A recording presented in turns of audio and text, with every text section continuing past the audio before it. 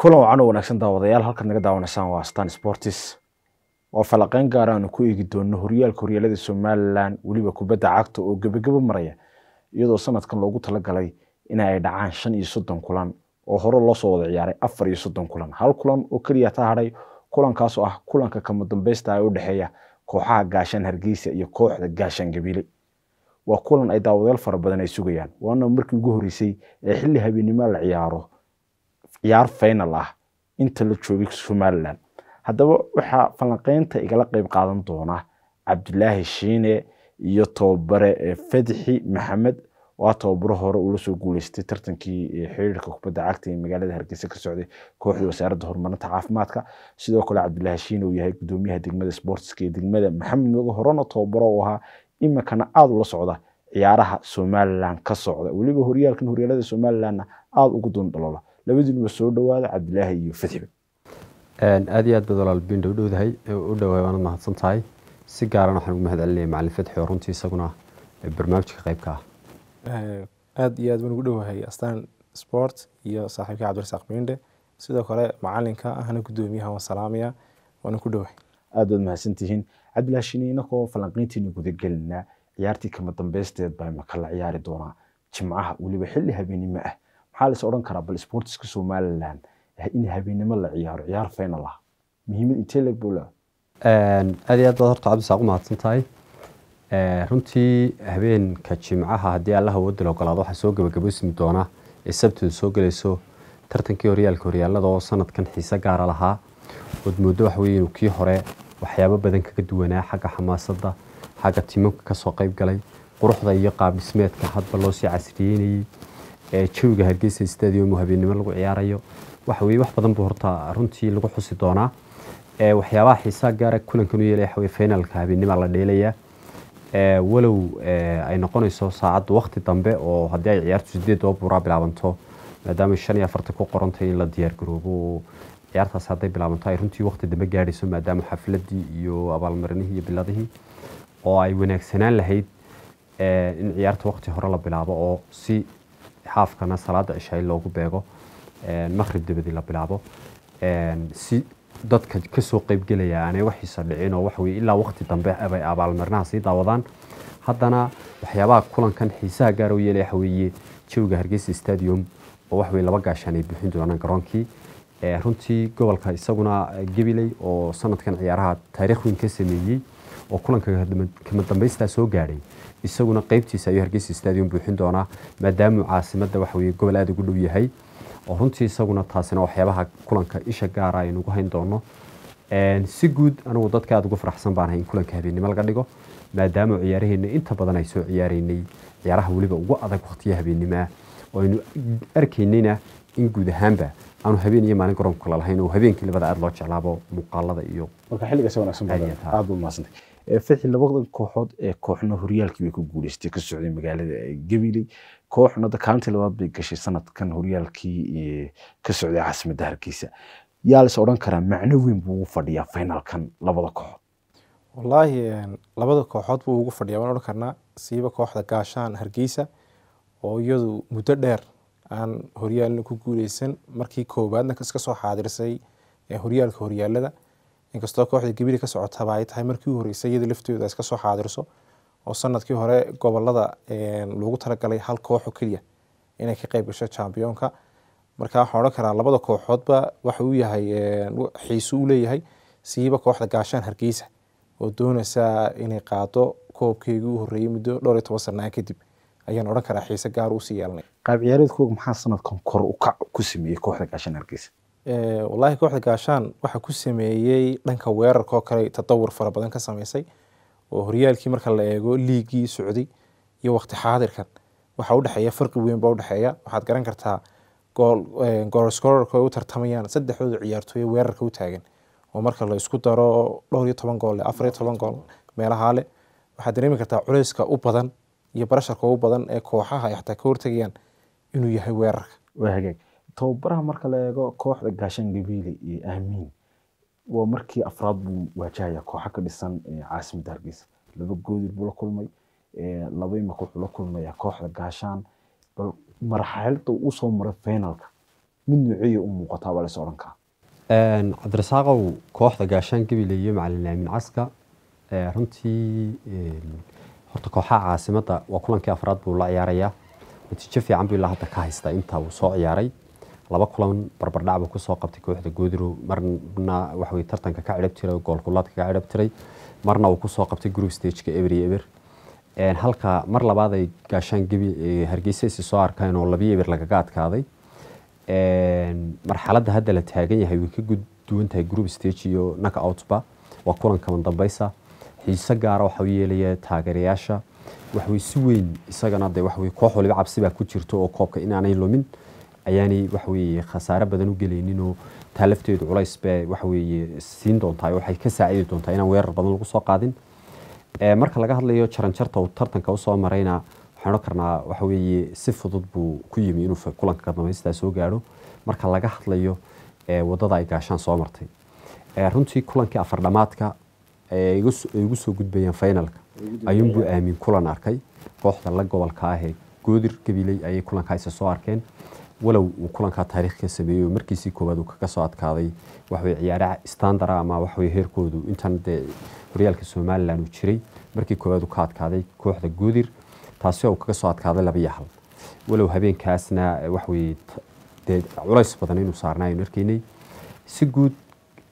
waxyaabaha saaciidaha ka mid ah halka la joogo marxaladda la joogo oo maanta inuu waxa kulanka kaga guuleysan karo wax dhici karta inkastoo waxa horena saanu yiri haddana aan oran karo ay wali ay leedahay saadaasha u badan gaashaan Hargeysa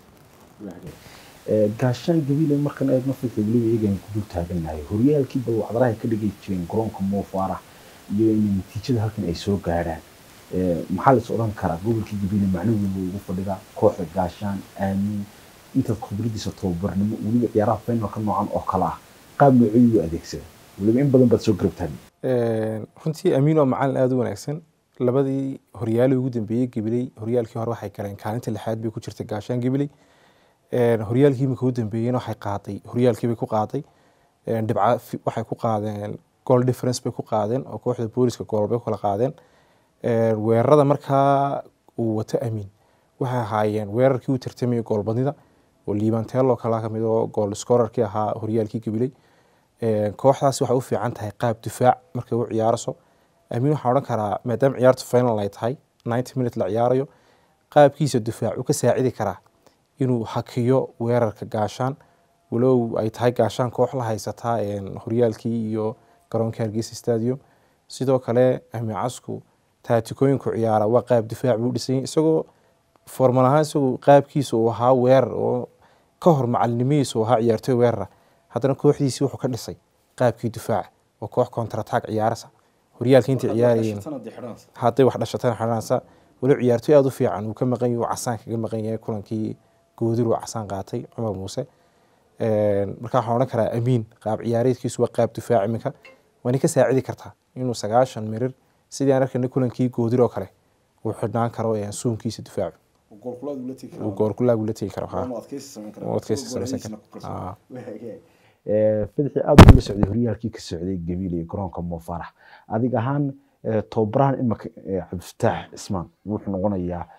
finalkiisii ciyaar waxa jirtay Soonyo oo finalka leeyay 2020 mar waxa jirtay kulan saaxiibtinimo oo shirkadda laakiin Samtel ay ku maamuusay oo final lahaa oo laakiin aan u suurtagelin inuu ku guuleysto waa markiisii saddexaad oo Cabdifatax la soo kara chance space wali ku badacto koobka waliba kooxda gaashaan Hargeysa ay ku guuleysatay ciyaartooyadii ugu dambeeyay ay ku guuleystay waa 2011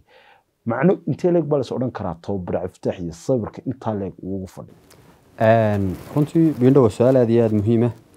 dad badan ay isweydiinayaan Cabdifatax Shambirido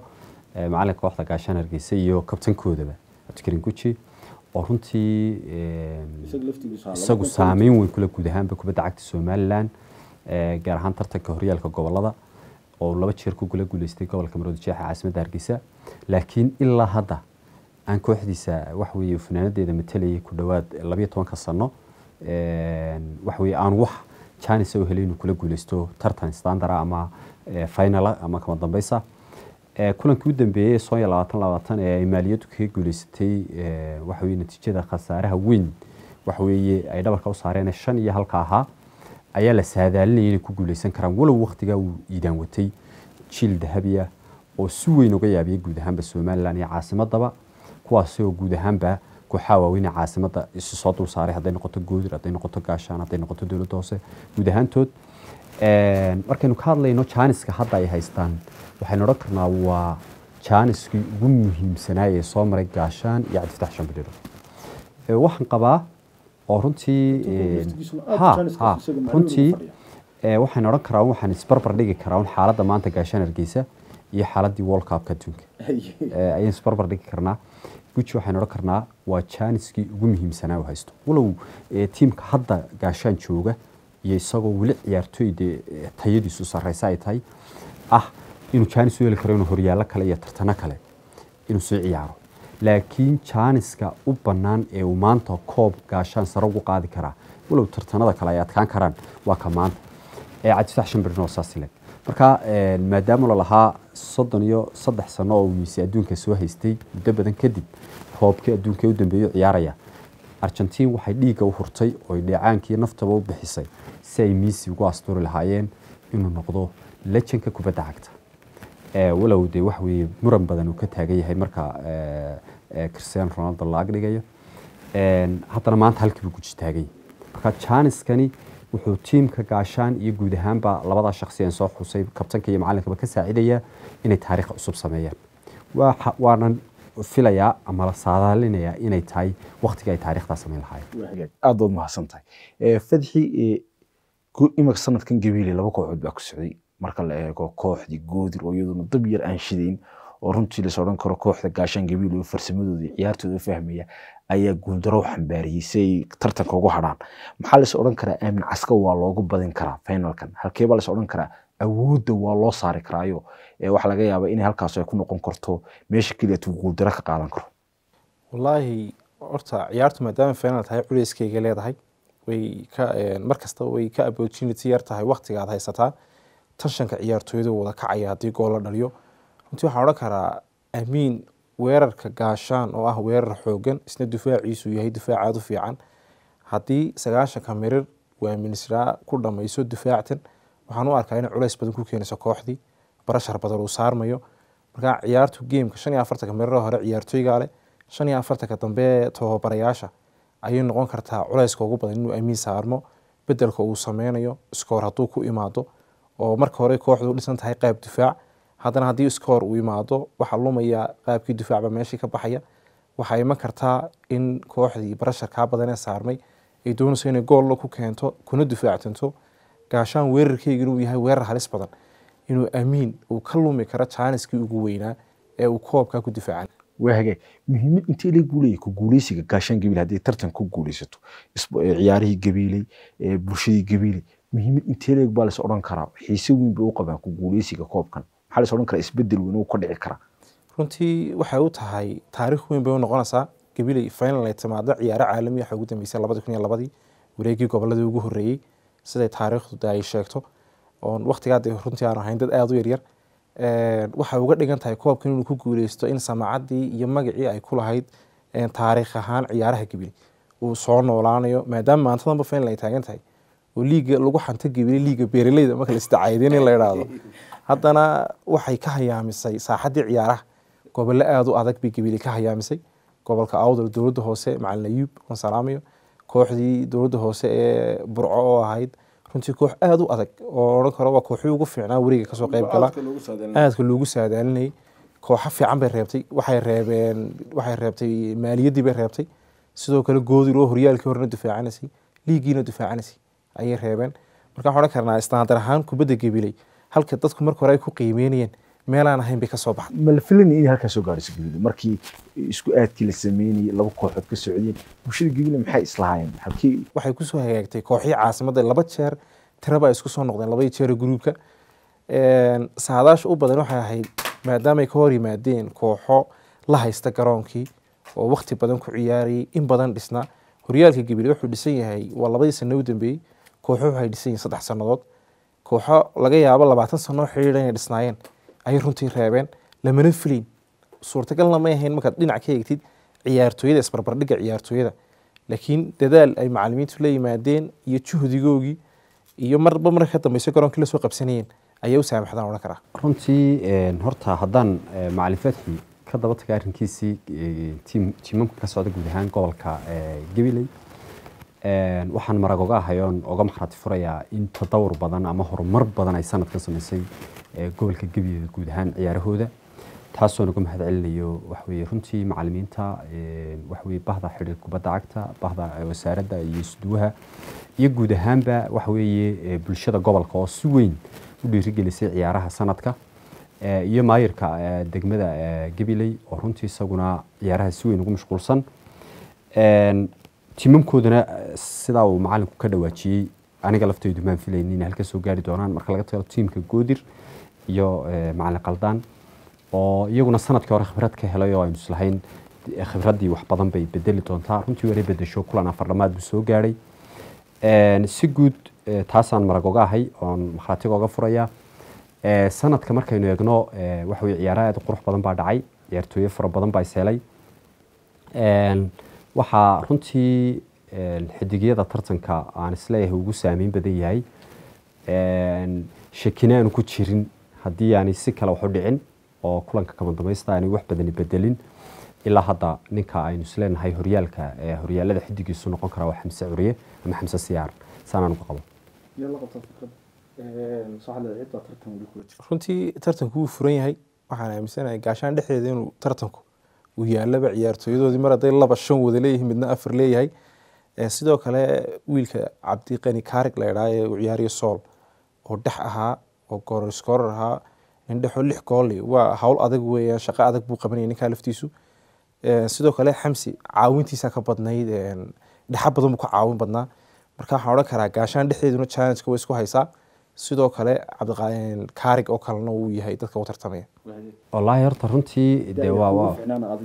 waa la sameyn karaa oo wax weeye inta ciyaaraha la soconay guud ahaanba horta macallinka tartanka waxa qaadanaya hadba macallinka ku guuleysta aamin iyo Cabditax Shambirido walow aan de wax weeye weli tartankaasi furan yahay kulankii kama dambaysta aan la soo gaarin gooladuhu waa gooladaha kooxda gaashaan Gabiley xaqiiqatan marka laga hadlayo tiimku intuu leeyahay oo dhalinyaro badan wax weeye awoodahay soo arkeen oo kulamada u dambeeya aad arkayso si guud waa ka gooladaha aan u arko inuu tartanka ku guuleysan karo gooladuhu ugu wanaagsanaa garbaho kale runtii garab waxaan shaki ku jirin wiilka Warsame gaashaan Hargeysa halka garabka kale uu anigu u arko inuu noqonayo nin ciyaariyay afwan ciyaariyay kooxda afardhamaad ku haray kooxda Bilayska Hargeysa Jamaal Yare oo aan arko isna garabka kale ugu wanaagsan sideed dhamaadka afwan marka laga hadlayo Warsame iyo Jamaal iyo goolhaya kooxda gaashaan iyo kooxda gaashaan Gabiley difaaca dhexe waa wiilka u ciyaariyay gaashaan Gabiley iyo Khalid Horeeye runtii isaguna labada difaac ee labada waxa weeye magaciisa waxa la yiraahdaa Fila Suhayb waka Suhayb oo runtii isaguna waxa weeye aan ogahay inuu yahay udub dhaxaadka daafaca uu ku ciyaaray macallin Aamin oo runtii de tiimkaas wax badan ka caawiyay khadka dhexe hadaan imaado runtii ciyaartooy badan baa khadka dhexe iskaga hor yimi laakiin mid iyo laba hadaan xuso ciyaartooyadii ugu wanaagsanaaye aan oran karo tartanka uu kamid ahaa Hindi Allahumma salli ala Muhammad ninka lagu raahdo Cabdikariin laftiisa oo ahaa sanadkan aad u fiicnaa iyo kabtanka kooxda gaashaan runtii inta badanna kubadda soo dhisayay iyo sidoo kale ninka lagu raahdo Cabdillahi Carlos oo isaguna gaashaan wax weyn ka caawiyay weerarka kale waxaan anigu aaminsanahay inuu ahaa weeraryahanka ugu wanaagsan Xamse Siyaar ama Curiye Liban Tello iyo sidoo kale deganto oo isaguna kamid ah afwan Maane marka maadaama Tello uu ku tagayo ganto uu liqayo Xamse uu yahay de weeraryahanka labaad waa Tello Xamse iyo gantad ka dhigtay marka halka hadan ku soo noqdo afar weerar baa runtii saameyn badan leh waxaynu isaga ka saareynaa booska tobnaad oo Cabdillahi Carlos uu hadda ku jiro oo inuu ku buuxinayna Cabdiqani Kaarig si afar weerar shaxda ay noqoto marka waa weerarka wuxuu noqonayaa Liban Tello Maane Curiye iyo 10 ahaan oo ku ciyaaraya Cabdiqani Kaarig labadii dhexdaha laba dhex oo kaliya maadaama Cabdiqani uu yahay nin position badan oo 10 gala garabna gala labada dhexdi waxa weeye Hindi iyo Cabdiqani Guji da'yar wili indaha ku soo qabtana tobanka ugu wanaagsan ma jiraan runtii de xidiga tartanku ma da'yarkana warka liibaan teel ugu wanaagsanaa عادتاح إسكو تاحو أو دولة هوسة عياري مع اليوبي تيم كيسي وناكسنا لفتي سجنت وداير تودي كمدي هاي مركز تيم كذا هدي داير ليرا وده هنك عشان قبلي يجودر قبلي لبضوا تيم أدو دل يراه تيم كاسين وهاجم مية لقبتها الشحذة مسح اللي الحبان كجدونا مي معلم كل الحبان كجدونا هاي بدي أنا عيارها وسوت حقنا waxaan ka marxad kacayaa goolwadaha uu sheegay macallinkii gaashaan inuu ha goolwadii ugu fiicnaa oo de safes badan iyo rigoorayaal badbaadiyo ugu jira Sakariye oo kooxda gaashaana khadka dambe difaaca aanu saddex difaac u qaadan lahaa waxa weeyaan ninka la yiraahdo Khalid Toure oo gaashaana Suhayb Saafo oo isna gaashaan Gibli oo ciyaaraya iyo Jamaal Yare oo kooxda Goodir ahaa oo inta badan dhex difaac dhex qabanayay garab qabanayay boosashano badan taagnaa ninkaas saddexdaas aan difaac u qaadan lahaa maadaama khadka dhexe uu yahay meesha ugu caqabada badan leh culayska badan ka taagan yahay afar dhexa ayaan ka dhigi lahaa ugu horeeyo Axmed Hindi oo sigiska taagan dhexda kabtankii kooxda waxaan u jeedaa kooxdii dowladda hoose ee Burco ninkii dhexda u taagnaa Thomas ninka Thomas aad buu fiican xaqiiqatan meel shuu ku haray laakiin saameynta iyo qaab ciyaareedkiisa marka loo eego inta ugu fiicnaa ciyaartooyda ugu saameynta badnaa sidoo kale Cudo oo haysna de mishiinka dhan kooxdii Goodir isna wuxuu ku jiri lahaa shaxdayda aniga de ciyaartooyda ugu saameynta badan leh saddexdooda dhexda weerarkan u tagaya afar waxa weeyaan Xamse Curiye iyo Maana iyo Allah musta'aan kanto isaga laftiisa tartamaya iyo ciyaartooy ciyaarayay kooxdii maaliyadda Boorama oo isagu ku haray isaga laftiisa dhamaadka ku haray oo dirwa la yiraahdo gool scorerkan uu tartamayay sagaalna uga ciyaaray kooxdii maaliyadda Boorama afarta ciyaartooy baan u qaadan lahaa weerar da'yartu kulli dadka ciyaaray oo dhanba da'yar buu badan yihiin oo gobolada dadka ka yimaanay waxay dadka da'yar baahan dadka inta badan caasimadda ciyaaray da'yarka wareega waxaan u arkayaa Cabdiqani Kaarig kooxda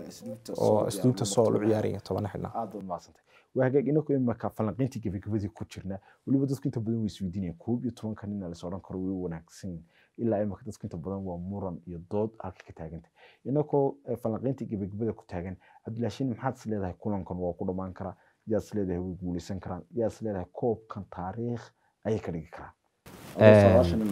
runtii si guud kulanka de kulamo hore oo falanqeyn horan kala qayb qaatay iyo si public ah oo aan de bartayda social media aan ku baahiyaba waxaan tilmaamaa in Chinese ugu badan ay haysto kooxda gaashaan Hargeysa tiibaan caawina taaganahay qofka laba jeer ma dhasho saadaasha horaan u bixiyay waxaan qabaa kulankan waxa taariikh laga sugayaa inay sameeyaan doonaan Allahu a'lam laakiin kubaddu way isbedeli kartaa wax kasta way dhici karaan wax weeye si lama filaana in gaashaan tahay Hargeysada aan tartanka u saadalinayno in Afrika loo dhiibaa wax iska dhici karaa markaynu eegno tiimka macallin Amin Caska iyo dadaalkii soo sameeyeen iyo kulanka dambeysay ku soo gaareen iyo kubadda nasiibkeeda markaynu iska eegno laakiin taariikh baynu filaynaa inay sameyn doonaan macallin Cabdi Sax Shanbiriro oo noqonaya 12 sano kadib qofkii gaashaan Hargeysa u qaaday koobka iyo Cabdiqani Guji oo noqonaya waxa weeye inuu sare u qaado mid kamid ah koobabkii ugu qiimaha badnaa ee Soomaaliland lagu qabto oo horyaalada saasaan saadaalinaya aan filaya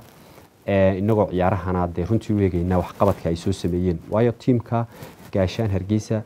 waa tiimka kaliya ee 14 gool soo dhalisay marka leeyahay halkaan aan yara xusee Xamse Curiye waa de xidiga tartanka markaan u saadaalinayo 14 ka gool wax weeye 9 kamid ah cagtiisa ka yimaadeen ama ha dhaliyo ama ha caawiyo taa macnaheedu waxa weeye tiimka gaashaan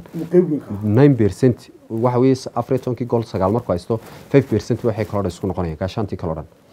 marka si guud markay wax qabad ka eegni halkay soo mareen waxa weeye gaashaan Hargeysa tartanka u saadaalin waxaan u saadaalinay ciyaartaas ku dhamaatay aad u mahadsantahay adna aragtida aragti ahaan kolley marka laga imaado gobol ahaan waxaan la qabaa macalinkaan la qabaa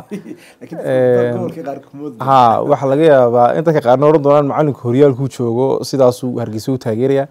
laakiin kubad ahaan markaynu eegno xaqiiqda laga tegin iyo ciyaartooyada iyo la qabsiga iyo waxyaabaha taariikhdu ay soo qoraysay la soo sameeyay muddadii uu koobku socday waxa la oran karaa Cabdifataax Shambaliro oo Chinese weyn ay u tahay inuu koobka qaado waxa uu suurta gelin karaya qaab ciyaareedkiisa iyo weerarkiisa ciyaaraya halku amiin difaac ka galayo way adag tahay inaad difaacaad gashaa waqti badan iyo Hargeysa Stadium kubaduna waa barcad iyo barmudo wax kasta way dhici karaan lama filim marka hore halkan mana soo kooxda Gibiley way final mana soo hadda se markaan eega awoodaha labada kooxood inta lagu kala badan yahay ay tahay substitutionka anu waxaan isleeyahay kooxda Gaashaan Hargeysa ayaa u dhow guusha aad mahadsantahay waa hagaag daawadayaal isna waxa falanqeynta qayb nagala ah Maxamed Cabdilaahi oo ku sugan dalka Switzerland walibana aad ula socday sidoo uu socday horyaalada Soomaaliland inta badanna buggiisa dhaxalreeb ku soo bandhigay barnaamijyo falanqeyn ah iyo qoraaladii ugu dambeeyay ciyaaraha isaguna waxa uu nala wadaagay bal horyaalada Soomaaliland ee sanadkan 18 kooxood ka qayb galayeen bal sidoo uu socday iyo aragtidiisa soo dhaw Cabdilaahi السلام عليكم أدبر نيس سلام يا عبد الساق بندق أدقي أصحاب تكلم مرشرف طبعا أدبر نيس سلام يا عبد الساق أول سنة كانوا هدنا نقول محمد هان يروح ويجدونا سنة كي هوري أمد هوريال كي هوري ولا روحوا سنة كي دي رنتي أنا نقول جوب شوكو ها جرون كاركيس ستاديوم يدل الفرع يفرتان قروح بدن مدحوينا جمهورية الصومال لأنه وفرع جوب شوكو هولال تحس رنتي سنة كورو ويجدونا رنتي واحد كلا ولا سنة كان يدنا ندي ويجدونا هاي وأصله الله شيء وسنة كي ugu horeeyay Soomaaliland ee Hargeysa Stadium Lighting leh habeenimo runtii lagu ciyaarayo lagu caawinayo walow intii hore dadku ay dhibsadeen qabowgii waxa daran laakiin runtii waxa aad qurux badan noqotay hadda ilaa finalkii hadda loo doorbiday in habeenimo la ciyaaro walaal waxa kale oo isna kaga duwan yahay sanadkii hore kooxo waaweyn oo ka soo qayb galay horyaalada ayaan sanadkan nasiib u yeelanay inaan ku arag saaxadda oo ay ka mid yihiin tusaale ahaan kooxdii Goodire Berbero kale iyo kooxdii runtii dowladda hoose Hargeysa iyo runtii kooxo kale oo badan haddaan walaal ku soo dhawaado final runtii aad u qurux badan noqonaya meel kasta oo ummadda Soomaaliyeed ligtana runtii aad baa loo sugayaa ciyaar runtii xiisaheeda iyo xamaasadeeda ay noqonaysaa waxyaabo kale oo cajiibka waa markii runtii ay noqon karto laba kooxood oo isku magac ku ciyaaraya magaca Gaashaan qaran ku ciyaaraya runtii final ay maadaan runtii recordna ay noqon doonto runtii ay adag tahay in la jabiyo in laba kooxood runtii isku magac ku ciyaaraya ay maadaan mustaqbalka walaalta kale hadda ku soo dhawaado finalkan runtii waxa ay ma doonto taageerayaasha ugu badnaa Hargeysa Stadium waxaanu Maxamed Haan aaminsanay in kooxda Gaashaan ee Gibiley taageer ahaan kaga badan doonto garoonka Hargeysa Stadium Gaashaan oo runtii gurigeeda joogta hadii la eego markaan eego taageerayaasha aad ka faraha badan ee Gibiley ka soo socdaalaya iyo qaar ku sugan Hargeysa lafteeda kaba dambeys walaal haddaan eego kooxda ku guuleysan karta fursad ahaan walaal waxaan isleeyahay anigu kooxda Gaashaan Hargeysa ayaan anigu isleeyahay ku guuleysan kartaa marka la eego walaalo saadaasha xagga magaca kooxda oo runtii koox weyn oo qadiimi badan soo jirtay sidoo kale koox ciyaartoy waaweyn joogto iyo baahida iyo hamuunta ay u qabato inay ku guuleysto koob ku guuleysto maadaama kooxihii ay la tartamaysa kooxda Goodiro kale sanadka hore record fiican ka dhigtay taas waa la aaminsanay kooxda Gaashaan Gibiley runtii koox dhalinyaro oo taariikh fiican ka dhigtay way sanadka horyaalada iyaga kooxdii dhigooda ahay ka wada yimaadeen Gibiley kooxaas Goodir marka insha Allah waxaan rajaynayaa dhalinyaradaas inay isku duubnaadaan sayagoo isugu xiran insha Allah horyaalada kale ka soo qayb gali doonaan macallin casbo macallinka wata ahna waxaan aaminsan yahay macallin runtii bisil oo ciyaaraha wax badan ka fahansan anoo eegaya maalintii waraysi uu bixiyay uu kaga hadlayay ciyaartii kooxdiisa la ciyaaraysay dhigooda kooxda dowladda hoose ee Burco oo runtii aad loo qaada dhigay sidoo uga hadlay runtii uga falceliyay ayaa iyaduna runtii aan dareemayno yahay macallin aad u bisil walaalahaasan insha Allah aan jecelahay bal inaan kaga qayb qaato awood mahadsantahay adiga iyo asxaabta kale ee barnaamijka kala qayb qaadanaysa assalaamu calaykum waa hagaag aad baad mahadsantahay Maxamed Cabdilaahi intaas ayaan ku soo gabagabeynaa barnaamijkeennii falanqeynta gaarka ah ee ku eegnay horyaalada Soomaaliland gaar ahaan kulanka xiisaha badan ee u dhaxeeya labada kooxood Gaashaan Gibiley iyo kooxda Gaashaan Hargeysa waxaana xusud mudan in horyaalada kale marka la eego xiriirada kale sida ciyaaraha fudud ay ku guuleysteen kooxaha Gaashaan koox kamid ah halka tartankii ugu dambeeyay ee kubadda koleygana ay xalay toole ku guuleysteen kooxda Gaashaan Hargeysa marka waxa is oran karaa sanadkan horyaalada Soomaaliland lagu wada qabtay dhammaan xiriiradii oo dhan wuxuu wada xiran yahay gaashaan waxaan aad halkan ugu mahadcelinayaa Cabdilaahi Shiine iyo macalin Fadxi Maxamed sidoo kale injineer Maxamed Muurid waanigu Cabdisaaq Bindha waxaan naga tagay sida ay salaam